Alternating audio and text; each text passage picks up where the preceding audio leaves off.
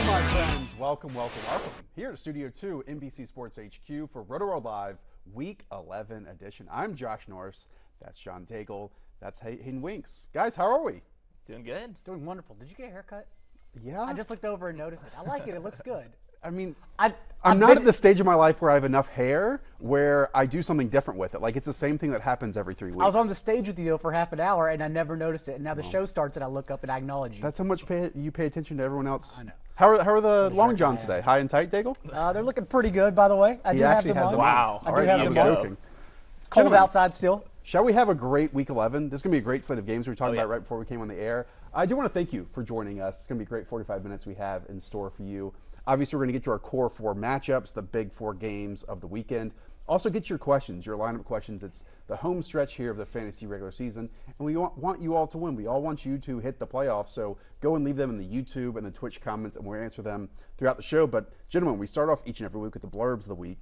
Let's start with quarterback news. We know that Nick Foles is back as the quarterback of the Jacksonville Jaguars. Daigle, I'll start with you.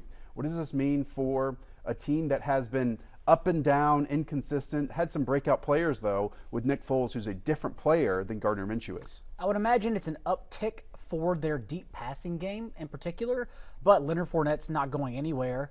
DJ Shark will still be involved along the perimeter, and of course, D.D. Westbrook, we would imagine he's peppered with additional targets, especially since he just returned from his bye and should be over that lingering shoulder injury that hindered him for the last 3 or 4 weeks. Yeah, I looked at the next gen stats, and Gardner Minshew is hitting those intermediate passes a lot. Nick Foles goes over the top a little bit more. Interesting. Maybe we'll see a Chris Conley shot, but it's DJ Chark, it's Leonard Fournette, maybe D.D. Westbrook. It will be interesting because obviously Minshew has this one ability to win inside of chaos, and I don't think we can ever say that about Nick Foles at all. No. It is going to be a close game, though. I mean, the Indianapolis Colts, all 9 of their games have been 7 points or less. It's a 2.5-point spread, and the Colts are actually 2.5-point favorites with Jacoby Brissett coming back for the Colts as well after that awful loss to the Miami Dolphins. All right, other blurb, some recent news and surprising news. Jordan Howard, the lead running back for the Philadelphia Eagles, is out against the New England Patriots.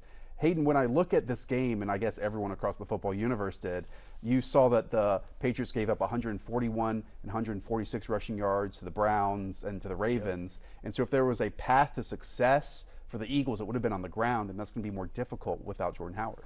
Definitely. The biggest advantage that the Eagles have is the offensive line. The run blocking is awesome. The pass blocking is getting there too. And like you said, the blueprint's kind of out there with the Patriots. They're going to try to attack it. Miles Sanders has breakout potential, but he has been really bad with his vision, so he'll have to improve today.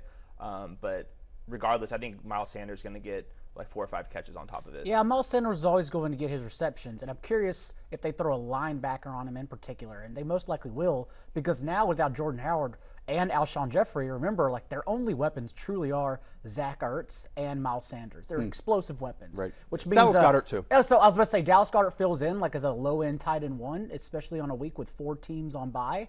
But other than that, like, it does take a true weapon for sure, because the Patriots have been gutted up the middle recently by Mark Ingram and Nick Chubb. We're going to hit that game later on, one of the core 4 matchups. We'll dig into it a little bit more. But again, if you have Mark Ingram questions, if you have Miles Sanders questions, we'll talk about Jay Ajayi as we move along here as well. If you have Jay Ajayi questions, get those in the comments. We'll answer them. Let's answer some of those questions now. Time, I'm not going to say the rest of your name, PPR format, James White or Brian Hill. Hayden, every week there are names that we talk about on the show, and Brian Hill's going to be one of them because he's stepping in for Devontae Freeman as the lead ball carrier, and he's facing the Carolina Panthers on the road as 6-point dogs, the Falcons are, but we should expect maybe 20 touches here for Brian Allen. Yeah, Brian Hill's going to – he's like excuse me, Brian Hill. It's close enough. Brian Hill, top 15 back for me right now. I'm a little bit nervous about James White. I think he's going to get involved, but when you throw in Rex Burkhead into the equation – he's going to be a lot more inconsistent. I think Brian Hill is like a locked-in top 15 back. I still do like the total in that Patriots-Eagles game. I think both offenses get theirs, but Brian Hill is a top 15 running back. Like you said, over 20 touches. And the Panthers have been one of the worst in the league against the run. Luke Kuechly isn't Luke Kuechly anymore. Right. It's really their defensive tackles giving up space and then allowing people to get at second level. And the Falcons' offense, despite how bad that Falcons team has been, the Falcons' offense has still performed all year long. And that game opened as Panthers minus touchdown 6 favorites and has since plummeted. I believe it's 4 last time I checked this morning. Interesting. So. All right, the other question, MSEP88 asked Terry McLaurin or Deebo Samuel. We know that Dwayne Haskins is making, I think, his second start. And Terry McLaurin, he and Haskins were teammates. But we also have Deebo Samuel. This is a game we're going to cover in a Core 4 matchup. But Deebo Samuel, after George Kittle and Emmanuel Sanders went down, Deebo Samuel turned into the number one option, passing game option for the 49ers. It just seems like a trap game for Emmanuel Sanders. I would be nervous starting Emmanuel Sanders. I'm still running out Deebo Samuel, if only for the matchup. Even though Sanders is starting, the matchup is still absolutely wonderful for Samuel. Having said that, the other option was Terry McLaurin, right? Against the Jets secondary, and the Jets secondary is one of the worst across the league. Correct. 3 touchdowns to Gardner Minshew, 3 touchdowns to Ryan Fitzpatrick, 4 touchdowns to Daniel Jones last week. Yeah, it's been horrific. It's so close. I'm still leaning Deebo Samuel, though. Wow. I would go McLaurin. I'm going McLaurin. Yeah. The matchup's a little bit better for him, and I think just the usage is for sure going to be there. If Emmanuel's active, you could see Deebo's targets go down a little bit. But and I think he's the better football player. I think, sure, we saw the skyrocket ascension earlier in the season, but Terry McLaurin is going to get his no matter what. But I guess Deebo is too, because Kyle Shanahan has manufactured plays for him all season Without long. George Kittle as well. Yeah. And McLaurin has only really gotten his from Case Keenum. He's struggled with everyone else, which is a concern. Gamers Channel, full point PPR. We have Kenyon Drake. We have Russell Gage, Hunter Renfrow, and Nelson Aguilar in flex. This is an easy one, Gamers Channel. It's Kenyon Drake because he is the starting lead running back for the Arizona Cardinals. And even if you were not named starter, you were going to start him. Okay. Like you knew he was going to be over 60% of their snaps, for sure. Booze Lizard. What a wonderful name. Full point PPR. Thoughts on Austin Hooper rest of season? Obviously, Austin Hooper's out today against the Carolina Panthers, but he has been a top 5, top 6 option at tight end all year long. Yeah, I think he was like the tight end 1 or 2 prior to his injury. I'm not sure when he's going to come back. There's not a huge incentive to rush him back with the Falcons out of the mix, but if he's back and healthy, he's going to be a top 5 option again. That, and he's a free agent at the end of the year. He knows he's going to get paid, so he probably won't be rushing it along either. So I don't think you can bank on him for the fantasy playoffs, but we really don't know. We only have a 2 to 4 week timeline, which is what? I will say you can't drop him because who are you going to be picking up? All these other tight ends. Right. Yeah, there's no point. Jay Bakes has a difficult decision to make. Half point PPR, so you need to start 2 of these 4 names, okay? Curtis Samuel against the Atlanta Falcons. Emmanuel Sanders, who is iffy, is going to play, but against the Arizona Cardinals. Mohamed Sanu against the Philadelphia Eagles, or Terry McLaurin, a name that we already mentioned. I know, they're all kind of in that same tier. I think it's safe for me to say if I can pick one name, Mohamed Sanu. Yeah. Because he played 100% of the snaps last week, 2 weeks ago prior to the bye. And we know that Philly's secondary, while it's improved a little bit, it is still we want to pick on them, and he's attached to Tom Brady.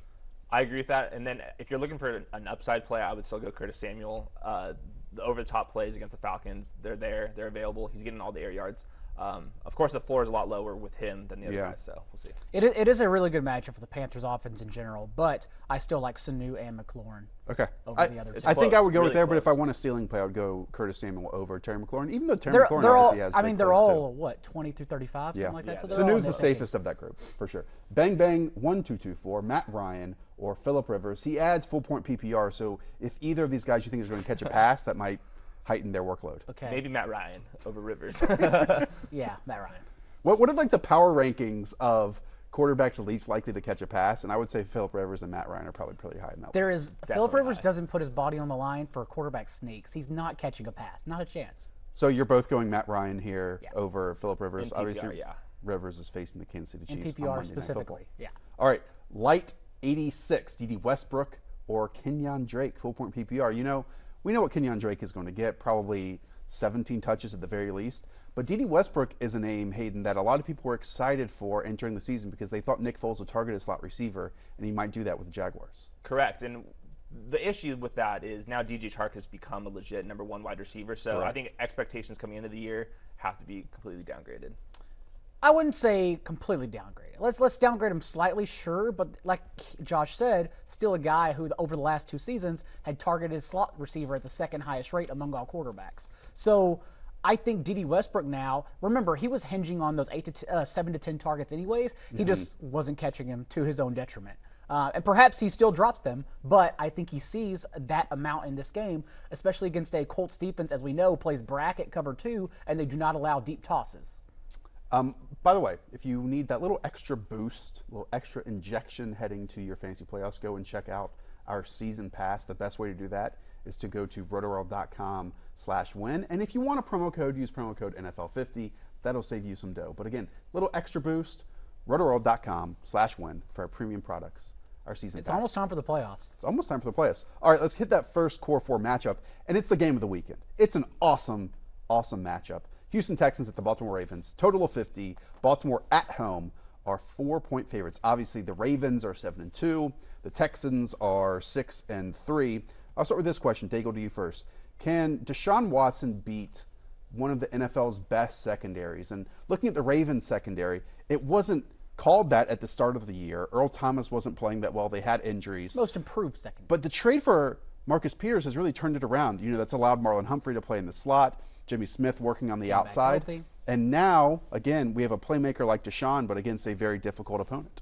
Yeah, without Will Fuller, I wish Will Fuller won this game because that would have really tested both defenses. However, it's still Deshaun Watson. I think it's sometimes as simple as we know he can make magic, and I believe he will in this game. It may not be to Hopkins. Hopkins will still get his fair share of targets. He's seen 36% of the team's targets the last 3 weeks without Will Fuller, but his ADOT is still under 9 yards per target, right? So he's still an underneath kind of guy. I would expect Darren Fells to be used. I would expect Duke Johnson, actually, to be used quite heavily in this game. Did you mention Kenny Still's name? Not Kenny Stills yet. Kenny Stills is also a good one. And then we know Carlos Hyde is going to get 20 carries because that's what they do. So, yeah, I really do think Deshaun Watson will have a top 3 fantasy quarterback game. What's your read on the Ravens' defense? Obviously, against the run, they're not as good, and Carlos Hyde has at least 19 touches in 4 or 5 games this year. Yeah, I think Carlos Hyde is the difference maker here for the Texans. I hope they get him involved. The issue we're also going to have to deal with is if Lamar Jackson builds a lead here. I do think that it will actually help Deshaun Watson. Quarterbacks run the ball a lot more when they're trailing because they're forced to pass drops back, and then he scrambles off. But it's going to be DeAndre Hopkins. Then he needs one of these secondary playmakers to step up, whether that's Stills, Fells, maybe a Duke Johnson. But I think it's DeAndre Hopkins, Carlos Hyde locked in. And Deshaun Watson averages over 8 yards per attempt when the team is trailing. Let's look at the other side of this, the Ravens' offense. You know, this surprised me researching this game. The Houston Texans defense is only allowing 84 rushing yards per game. Now, that's debatable if they're good at it or if it's the passing defense is so bad that teams just don't need to run as much on them. But we know that the Ravens' running or identity in offense is the running game. Lamar Jackson, Mark Ingram, Gus Edwards, so on and so forth. How do you think they're fair against how good this Texans defense on paper actually is against the run? I mean, for Mark Ingram, I wish he were involved more in the passing game, really. But as a whole, it's just a different kind of running offense, right? Because Lamar Jackson also counts as their running offense, if not their leading rusher. So I would expect them all to be involved. We're going to see what we usually see, the smattering of Gus Edwards around the red zone. But either way, it's a game that Lamar Jackson, I mean, the sky is truly the limit. The Texans are missing, and this is not for their run defense in particular, but their Texans are missing who is their best corner in Bradley Roby, and even he has performed poorly all year. Like they claimed Vernon Hargreaves' first-round pedigree from the Bucs, but there's a reason the Bucs just cut him loose completely. And I know he's a wide receiver, but Marquise Brown being back and healthy enough to play is a major benefit to this Ravens offense as a whole. Definitely, and even if it's just as a decoy, I'm not sure if I know for a fact he's not fully healthy, but all it takes is one play. But going back, and they even launched that first snap in last week's game. That was a good sign. Going back to the Texans defense, the differences with the rush defense and the pass defense, it's off of volume. They've allowed the second most pass attempts, and they're dead last against rush attempts right now. Got it. The difference is not in the efficiency.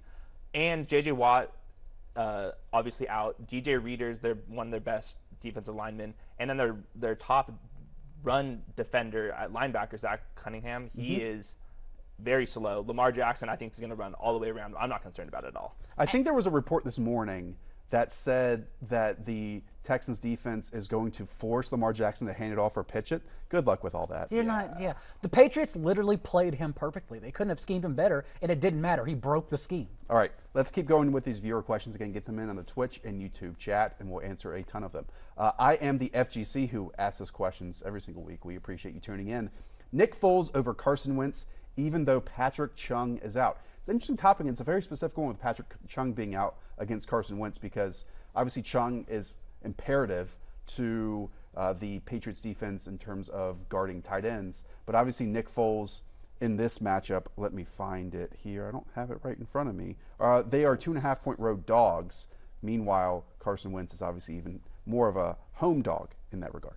Who are you going with? And I believe that's come down. They were 3.5-point dogs in favor of the Eagles. Jordan Howard added an element, as we talked about at the beginning of the show, but this still seems, it's a coach versus coaches matchup, right? Like Peterson coaching against Belichick. They know each other so well. And I do think the Philadelphia Eagles can actually put points on the board, and quite a few, actually. I like this game to shoot out. I know you... We'll talk about it in a second. Okay, Right. okay. I know you dismissed, but yeah, I do like Sanders. I like Ertz, and I like Goddard. To you, Hayden, Kumalin asks, good afternoon, full-point PPR. I guess it is afternoon.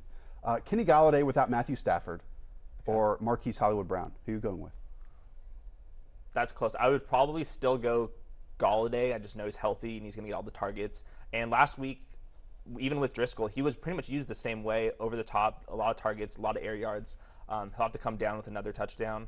I just can't fully bank on Marquise Brown right now. Here's another Marquise Brown question for you. Towerfall. Hi, guys. Full-point PPR, Christian Kirk or Hollywood Brown? Kirk, and I think someone in the newsroom asked me this question prior to the show, because obviously Probably Christian Kirk is coming off 3 touchdowns. And he's going against, though, a 49ers defense, which is very good, even on the outside, especially in the outside, and that's where Kirk is playing now. God, it's so close. They're literally just like glued together in the rankings. Well, you have to pick one. It's deciding this person's All right, fantasy I'm taking Marquise Brown. Okay. I I understand it. I would expect he plays more than 40% of snaps. They got up by 3 scores. They didn't need him last week. Lamar Jackson even played 3 quarters. I know we look at those snaps and be like, oh, he's not healthy yet. If this game is competitive, we expect it to be competitive all the way through. Marquise Brown is on the field for 80% of their snaps. Sit one of these from Pandemonium, who also tunes in. Half-point PPR, Stephon Diggs, DJ Moore, or John Brown. John Brown is this team's leading wide receiver. DJ Moore has picked up some consistency with Kyle Allen, and you have Stephon Diggs, who it's kind of up and down, and they're facing a Denver defense who I would expect Chris Harris to shadow him. Yeah. I would say DJ Moore is ranked well ahead of the other 2 receivers. I would probably take Steph Diggs just because he's the better talent. John Brown playing Miami Dolphins, a lot of people look at that matchup and say, but I will say this. Despite John Brown being one of the better vertical receivers in the NFL, I think Josh Allen, despite his arm, is one of the worst downfoot throwers in the NFL. So He's regressed this year, too. Yeah, it's bad. 5 of 30 on attempts, 20-plus yards downfield. We do these little videos on NBC Sports YouTube page, shameless plug, on Wednesdays, rankings, and I have DJ Moore ranked number 10 overall. So I think that answers the question. No, it doesn't. Diggs or John Brown. You have to pick between those 2. Oh, I had to pick one more? John Brown. Chris Harris is like the only cornerback I am scared of, and anyone else I'm not worried about. Back to Kenny Galladay and Brian Hill. Who are you going to pick between them? Full-point PPR. Galladay still got that big play last week with Jeff Driscoll. If you go back and watch that Jeff Driscoll performance, not so good. I mean, he might have like a streak of 3 or 4 like fun plays, but then after that, it's I'm going to make a disastrous mistake and set my offense back series. Yeah, he's not the reliable option. I go Brian Hill. Give me the touches. The offense is still good, so. Yep, Brian Hill for me. All right, next core 4 matchup is the Patriots, the Eagles. Look, this game is also going to be fun. It's a 3.5-point favorites. The Patriots are on the road because they're 8-1, 45.5 total, and the Eagles are just 5-4 right now. Both teams are actually coming off a bye. Let's start off with the Patriots offense in this one. Surprised me. Tom Brady is 3rd in passing attempts across the league. I highly doubt that that's how they wanted to envision this offense heading into the season. Hayden, we've seen this Eagles defense start off disastrous, improve a little bit. How do you think the Patriots offense will do against them? They're just going to funnel targets to Julian Edelman and Mohamed Sanu, and I think it's just going to be the same game script that we've seen recently. I think Tom Brady's going to have a lot of pass attempts again. The Eagles secondary, they're healthy again. They're just not good, and that's just the bottom line. They're truly a pass-first team, and we can probably look at the injuries to Jacob Johnson and James Devlin to attribute all of this new offensive approach for them. But Sanu, Philip Dorsett, Julian Edelman, Mike, what is he going to do today? Like, that's worrisome. And then Ben Watson, who in week 9 ran the most routes among all tight ends. Like, all of them are going to be involved. And N'Keal Harry is active, I believe. And N'Keal Harry's active, although... So it will be interesting to see how they use him, though. Like, and we were talking about this in the newsroom as well, Hayden. I wonder if because they've had some struggles in the red zone this year, if they do come up with some red zone packages for him because he can win in tight space, but we have no idea, and there's no reason to start. You'd much rather prefer a first-round, big, stout rookie over 37 27-year-old Ben Watson in the red zone. Neither of you mentioned any backs, and I guess if we were to rank the backs that we might want to use, James White always tops the list because like he has a role and he can get production in the passing game. But other than that, with like Sonny Michel and Rex Burkhead, you just hope they get like one goal line touch, and that's about it. all you're banking on. That's all you're banking on. All right, the Eagles side of this one got interesting, like we started the show with Jordan Howard being out. So who, if anyone, on this Philadelphia offense, Daigle, can succeed against a very, very good New England defense that I actually think we forget how good it is because they're coming off a bye, and prior to that bye, they lost the Ravens. But before that, they were unbelievable. Yeah, it's Miles Sanders, right? Like, Miles Sanders is the guy we're looking to. They will have Boston Scott and Jay Ajayi available. Jay Ajayi hasn't played a game since he tore his ACL on October 7th. This is his first time. Does he know the scheme? Yes, because he last played with the Eagles. But even so, like, you have Miles Sanders who, yes, bounces outside entirely too much, even though the Patriots have been successful specifically up the middle. But no, Sanders, with his average 8 carries already he was getting, now we take away from both Darren Sproles and Jordan Howard. I would imagine he ends up in the 12 to 15 carries range. I would imagine he gets 3 to 5 catches. He projects for 18 to 21 touches, and what I think is still a good matchup for the Eagles. I know you were discrediting that, but I really don't think it's an overwhelming I was going to ask spot. Hayden a question, but I have to keep like the 3.5 spread here, I believe, right? You were quite confident in the Eagles on Thursday's episode of the podcast. Yes. Are you still confident that the Eagles can do this? And I know Jordan Howard like isn't a major determining factor, but I just see he the mattered. Patriots. It's a fair question. He mattered for sure. And like I said, it does take away one more weapon that the Eagles had of limited weapons, right? Yeah, 'Cause they have none. four. They had 4 basically, and now they have 3. And Sanders, Goddard, and Ertz. However, yes, I still think they can move the ball. It comes down to coaching, right? And like Peterson, if there were ever a time You're picking someone over Bill Belichick right now. No, this is who true. runs the defense. I'm not even saying they win, but everyone just assumes like, oh, the Patriots have 14 points. Doesn't work like that. I would assume it doesn't work like that. I think the Alshon injury is pretty significant because what are they going to do with Stephon Gilmore? He might go shadow Zach Ertz. That's what they did against Travis Kelce, so that's a concern for Ertz as well. I think the wild card here is Dallas Goedert, and I think he's a tight end 1 this week at the bottom level, but I can see 7, 8 targets at least for Goddard on the much easier matchup without Chung too. That group of Sanders and Goddard, they'll have to make multiple plays in this game for the Eagles to be close into it, and they will absolutely have to do it. And I don't know if they've shown that ability consistency week to week. You've seen it in flashes, especially with Sanders, but like both of those players, the most explosive elements of this offense right now, and that's super dangerous. And over the last 5 weeks, Goddard and Ertz have both been fantasy tight end 10s anyway, top 10 anyways. Right. So like Goddard, like of course you're starting him in this game if you have him at the back end of your roster. Daigle, you want to promo the toolkit? A toolkit where Kyle Allen and the DFS Building Block Show might be a quarterback you're looking at? I mean, you could say it because if you go to rotoworld.com/DFS, the number 1 value in our toolkit is Kyle Allen. And you can just be open with it because Kyle Allen's is the universal cash game play because he's so cheap across sites. So if you go there, you'll get that. You'll see our other top value tournament play that I actually have used, but I'm not going to say it. I'm going to make you go to the site. Projections, points per dollar, the tool that we use. As I always talk about, you can scratch out one starter and then project someone else. For instance, you can scratch out Jordan Howard last night and then project Miles Sanders for 18 to 21 touches in a close game. rotoworld.com/DFS, promo code NFL50. Boom, 50% off the rest of the season. Help yourself weeks 13 through 16 in DFS, whether you're out of the fantasy playoffs or not. Can I embarrass you for a second? Absolutely. Your eye says that camera. Oh, is it really? Okay. You're not going to embarrass me. I can't. So anytime behind the scenes, really quick, I can't see the light over the. You want to give him the money shot right there? I can't see a light over. There it is. All right. That's the money shot. Let's go back to your questions. V-Zone, full point PPR, David Johnson or Curtis Samuel flex start. Dr. Roto Pat came on our episode of the podcast and said that David Johnson needs back surgery. I'm not going to go that far, but it's not like either of these players. I don't know. Like Curtis Samuel has scored like 3 touchdowns in 4 weeks, something like that. Yeah. He's more consistent than people give him credit for. Right. I know they're going to be using him, and I cannot say that about David Johnson right now. He's taking second team reps in practice. He does not look right at all. I'm not going with his back surgery, but I'm not ruling that off the table either. Kenyon Drake's going to be the starter, be the number 1 for there. So, do you know Samuel is the wide receiver 22 in the season? Wow. Right? Curtis Samuel? Yeah, let's not be so harsh on Curtis Samuel out there, everyone. Really? Wide receiver 22 in the Where's season. DJ Moore at? Do you know? Like 16, something like that. Okay, that makes sense. All right, let's keep it going. Philip Lindsay or Carlos Hyde, half point PPR. That's for 10 no. We saw Lindsey right before this show was going to see the Correct. bulk of the workload in the backfield. Yeah, and that changes things a little bit. They're still with a 15-point total against the Vikings, so Philip Lindsay's still a RB3 for me. But you're going Carlos side. You are going Carlos side. My concern for Philip Lindsay and Royce Freeman in particular is that with Brandon Allen, it was only one game, it was only 20 pass attempts, but they saw the lowest rate in the league of running back targets. And so that was one start with the quarterback, yes, with a backup quarterback. But will that trickle down moving forward? Let's pick one of these. It's me, J.D. McKissick, Latavius Murray, David Johnson, or Raheem Mostert. Full point PPR.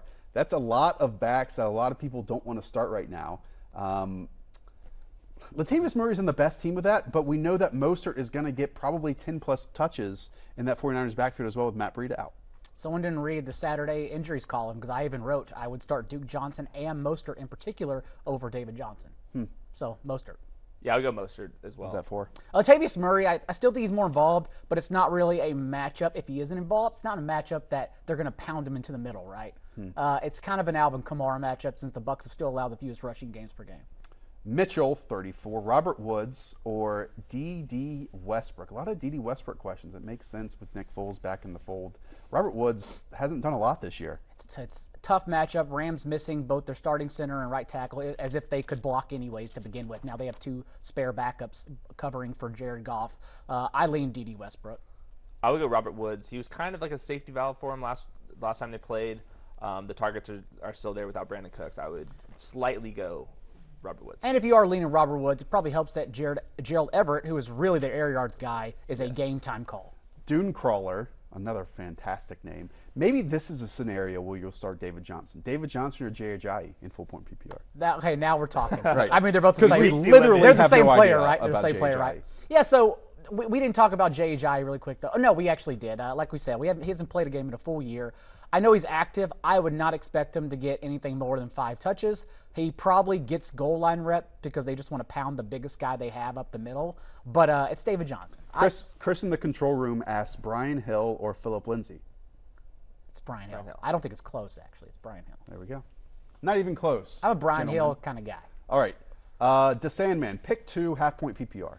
DeSandman, by the way, is a regular. We appreciate you. Appreciate it. Christian Kirk, Terry McLaurin, or Miles Sanders. So sit one of those names. That's a difficult one.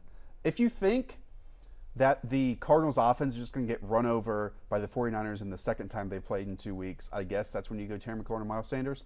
I just don't believe nearly as much in the Eagles as you do. That's fair. So A lot of I'm people don't. going with Kirk I'm and in the McLaurin. minority. I'm going with Kirk and McLaurin here.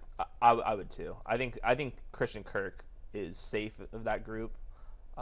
And then you're debating between McLaurin. Yeah, I would just probably go McLaurin. DeSandman, by the way, either an ECW or Metallica fan. Not sure which one. But the answer for me is Sanders and Kirk. Okay. Speaking of Christian Kirk, let's hit our next Core 4 matchup. That is the Arizona Cardinals visiting the San Francisco 49ers. Like I said, they played just like less than 2 weeks ago. Let's start off on the Arizona Cardinals side of this one. We know last week that Kyler Murray and Christian Kirk accounted for 3 touchdowns combined. It's changed a little bit, right? Because Christian Kirk is now an outside receiver, not just a slot guy next to Larry Fitzgerald on the opposite end of the formation. Can they do that again this week, Daigle, against this very, very good 49ers defense? It really has changed, as you said. Not only is Christian Kirk an outside receiver, but what has happened is that Andy Isabella, who in that time has now had an 88-yard touchdown and a 55-yard catch, has suddenly become an integral weapon for this offense. Played a season high in snaps and routes run and targets just last week. So I think they're actually more explosive. They have Kenyon Drake playing more snaps than David Johnson, presumably moving forward, and that actually helps them in this matchup. So yeah, I think it's a good spot for Christian Kirk, Kyler Murray, everyone but Larry Fitzgerald. I'll reframe this question to you, Hayden. Is Kyler Murray a top 8 quarterback play this week?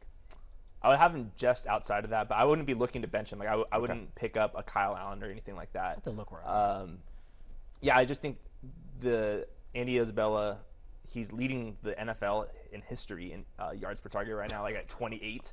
Does he have like 6 targets? He has 6 targets, but we'll go there. Christian Kirk going deep. That was the missing element. We had the horizontal raid. Correct. Or aid going in the beginning of the year. But yeah, these guys are going to get going eventually. And Kyler's playing so well. He is. He's playing so well. And we talk about this all the time in the podcast, Rotoworld Football Podcast. Go and subscribe. But it is noticeable how, one, good he is throwing the football, but two, compared to Daniel Jones, Josh Allen, Sam Darnold, all these young quarterbacks, he's not turning the football over. Right. So he's creating plays, but also not giving up plays either. Like, he is right now one of the most exciting players in the league already. The Rotoworld Football Podcast, by the way, lots of suggestions that came in how to wear long johns. So thank you. I appreciate everyone. Did you take their advice? I'm wearing them correctly today, yeah. Well, they're underneath your pants and not outside of them. So They're supposed to be on the outside. there we go. Okay. We saw the San Francisco 49ers offense without George Kittle and Manny Sanders last week. Look, season-long reviews were written about Jimmy Garoppolo from that one game. But what did we learn about the offense without both of those? And Manuel Sanders is going to play today, but this is kind of a new identity for the 49ers moving forward without George Kittle right now. It's what we learned is that Kendrick Bourne is prone to dropping balls, even though I think he's going to still be involved. Ross Dwelly, if you are in a pinch, if you're in a bind, he's not the worst start today. As we know, the Cardinals are prone to giving up numerous fantasy points, lead the leagues in yards, receptions, and touchdowns to opposing tight ends, and Ross Dwelly ran 47 routes in that game because they had no choice. I think it's a Deebo Samuel and Ross Dwelly, and more to the point, Tevin Coleman and Raheem Mostert game more than anything. But yeah, I still think this offense will be effective just because of the matchup in play. Yeah, I don't have that much faith in Jimmy Garoppolo right now. I could even see the Cardinals in a huge upset. I think it's like a 10-point favorite right now. A huge upset of the week. Spicy. It's pretty but big I will upset, say, though. I will say, Tevin Coleman is the answer to this question. They're going to hand him the ball off. He should have a huge game. Top 15. But I don't know if I easily. see 20 touches in Tevin Coleman here, because I really think Kyle Shanahan wants to give one guy like 18 touches, one guy 12 touches. And if Jeff Wilson is active, it will be fascinating to see if Jeff Wilson regains that goal line back workload that it was Tevin Coleman's. When Tevin Coleman was out, it went to Jeff Wilson, but which one they give it to? Tevin Coleman, 20.5 touches, over, under. Under.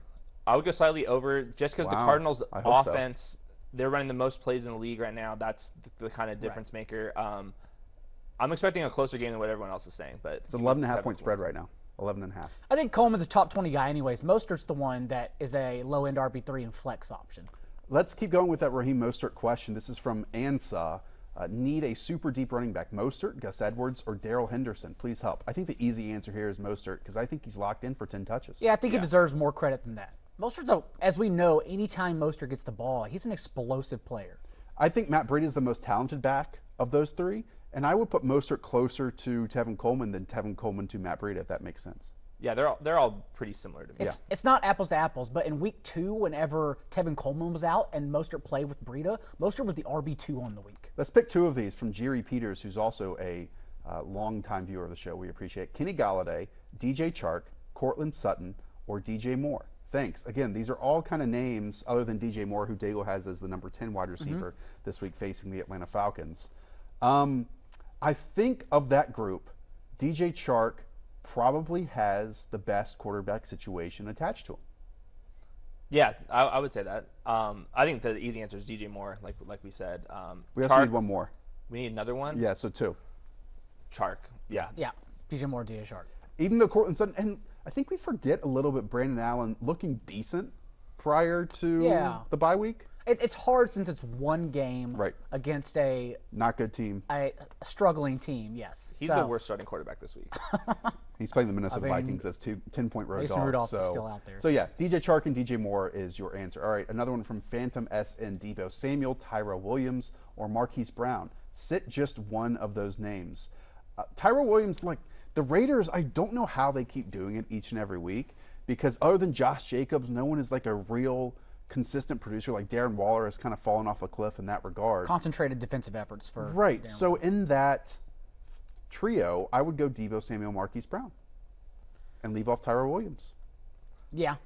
I'm still a little bit nervous on Deebo. If Emmanuel Sanders, I mean, not totally nervous. Tyrell Williams, he still has the big play potential. The matchup is really awesome. So The I would issue go with all Tyrell these over guys is Deebo. each one might get 4 to 6 targets. Yeah, that's definitely it. true. Tyrell Williams Of all got that three of them. 6-target game against the Texans when he came back, but as we know, it was just their bad defense. Since then, he's averaged 4.5 targets, and he gets so few that he has to hit on them, and they're all deep balls, so they're tougher to catch. And the reason why his numbers look as good as they do is because I think in the first 5 games of the season he had touchdowns in every single which one. we knew was going to regress. Right. Yeah. But the Raiders are projected for like 30 points according to This Vegas. is true. Wow, are they really? They're It's playing close. they're It's playing like the 29. Bengals. 29 The Bengals literally just and a want to go quarter. home. So- the Bengals Oh, they're playing the Bengals. The Yeah, Bengals, that's the why I Bengals go Tyrell. statistician isn't even keeping air yards anymore. Like if you go research them, they've all given up from the organization all the way down. That's an awful, awful football team. All right, Dave-O 0479, Kalen Ballage, Robert Woods, or Allen Robinson for flex. I think this is an easy one. You go with Allen Robinson. Allen Robinson. It's close between him and Robert Woods. I think I would go Robert Woods over Allen Robinson. Okay. Interesting. Okay, STR Rhodes asks, with Austin Hooper down in half-point PPR, am I starting T.J. Hawkinson, Darren Fells, Ross Drelly, O.J. Howard, or Kyle Rudolph? I love that you picked up just every single tight end available just for this one spot. They're all streaming options. I would go Darren Fells against the Baltimore Ravens. 100% Darren Fells. And yes, the floor is disastrous, but I mean, if you have Kyle Rudolph on that list, Kyle Rudolph had 14 yards last week. He just happened to have 2 touchdowns as well. So, yeah, it's Darren Fells. He's touchdown or bust, but without Will Fuller, he still continues to be pretty much their only red zone presence. Yeah, it's him or Ross Dwelly, and Ross Dwelly's in a good matchup. I do think. yeah, you can make the case for Ross Dwelly. Retro Leps 23, Zach Ertz or Greg Olson. I don't know how you bench Zach Ertz under any scenario. Yeah. Even if Easy. it's the toughest defensive matchup, even if they throw Patrick Chung is out. Gilmore on him, yeah, it's still Zach Ertz, and I don't think it's. I'm going to test how much you care about cornerbacks, okay? XC Mercy, with Allen Robinson facing Jalen Ramsey, should I start Tyrell Williams over him? We saw Jalen Ramsey, I believe, someone pointed this out in a podcast, and I can't remember who, that Jalen Ramsey actually moved into the slot last did. week. And so Allen Robinson typically plays 60 outside, 40% inside, and now Jalen Ramsey might shadow him inside as well. Yeah, I think he's going to get full-time shadow from him. I would go Tyrell Williams. The team total's higher. Yeah, the quarterback's about the same. So, or excuse me, Derek Carr's way better than Mitch Trubisky. I would go. We Tyrell. see cornerbacks, but Mitch Trubisky doesn't see cornerbacks. So I don't. He still fires him 10 targets. It doesn't matter. Don't you That's guys like want to 3 talk a little bit catches. more about Mitch Trubisky? Because that's our last Core 4 matchup of the It day. is. I mean, that game Sunday does football. have a lot of jostling at important positions. Well, it's the most important game of the weekend because it is is. Sunday Night Football. And we have like a big time fantasy asset going into a game time call for that one. Let's talk about it. Chicago Bears on the road against the Rams. 6.5-point favorites. The Rams are just. I think this is correct. A 41.5 total in this game. Yeah. That seems high. Let's start on the Bears, and we gone talked up, about actually. Trubisky. He had 3 touchdowns last week, and they were decent throws. They were in rhythm. They were vertical passes. So what's expected today out of this Bears offense that really is going against a very, very good Rams defense? And this team, the Rams, have turned into a defensive identity team. I'm expecting like 7 to 20 points at the very most. I think there's a chance that Chase Daniel could come in. I have zero expectations. David Montgomery is the one wild card here. Yeah. If I had a better or a kind of a similar option, I would rather start him earlier in the day than try to wait for David Montgomery. Because even David Montgomery's like a low end. Who's a RB2 for true me. game time decision right now. Correct. I Literally wouldn't take true. the risk. So I would try to start a running back ahead. I think it goes all the way down to like Raheem Mostert. If you have Mostert, It's the name I was going to bring up. I would start Mostert over David Montgomery because we really like even when Schefter tweets out at 2 a.m, hey, game time call. That's a true game So time is call. it fair to say that Allen Robinson is the only startable name on the Bears offense right now? Yeah, and I don't think he's like fully startable either. I think that you can plug and play somebody else. All right, let's look at the Rams side, who have struggled, especially last week against the Pittsburgh Steelers defense. They got after Jared Goff, pressure after pressure. Even in clean pocket scenarios, though, Jared Goff was absolutely brutal. He was absolutely horrific. They didn't get Cooper Kupp the ball. Disaster. 4 targets, goose Awful. egg. Yep. Awful. Disaster. So this Bears defense is not nearly as good as it was in 2017, but they are still a good defense. They aren't rushing the passer quite as well. They aren't turning the football over as well. But it's still a formula where Jared Goff and the Rams offense could struggle against the Bears, no? Yeah, and I think this could be a week where we see Todd Gurley kind of get an uptick in his usage. Going into the season, we heard all the reports that they're going to try to get Gurley going in the second half of the season. I think that starts today if they end up doing that. I still don't see 25 touches from Gurley or anywhere near that. But Goff's just seeing ghosts right now, and I think this would be the game plan to get Gurley involved. And what makes it worse is Rob Havenstein, their right tackle that's out. Like, that's where Khalil Mack lines up for a majority of his snaps. Yeah. So I'm concerned. We could see a real rebound for this Bears defense because they haven't been rushing the passer like Khalil Mack, Leonard Floyd. No, when Brandon they lost Cooks, Akeem Hicks. Gerald Everett banged up. Like it works in their favors that the Rams offense comes into this one struggling. It's the takeaways, right? Because just 2 takeaways in the last 4 games. And Hayden, you talk this every year heading into the seasons, and this is what we should remember heading into next year. Takeaways, turnovers are not sticky year to year. Not at all. And that's the issue with drafting a defense early in fantasy. And then even week to week, you can't even prepare for this stuff. I do think that there is some stickiness to a quarterback that struggles against pressure and a Khalil Mack-led defense. I will say that this is a bad matchup. I'll go that far.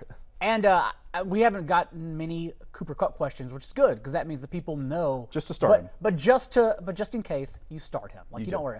Fantasy's number 4 wide receiver before that 4-target dud. You start him. Let's tell the people about the Sunday Night 7, by the way. It's a free game that you should all play on the NBC Sports Predictor app. It's free. It's easy. Just make 7 simple predictions about what will happen in Sunday Night Football for your chance at the $2 million in guaranteed cash prizes this season. $100,000, $100K, $100,000 up for grabs in each contest. Again, that is the Sunday Night 7 game on the NBC Sports Predictor app. I'm still going to beat Chris Sims. My picks are better. A lot of questions to go through. Adam Baum, 31. Ronald Jones or Raheem Mostert. Ronald Jones was given some backing by Bruce Arians despite having a non-contact fumble last week. Right. I think this one's pretty easy. I would go Ronald Jones. I'm believing in it. They gave him the 8 targets, and Bruce Arians said that that's because he's developed his route tree.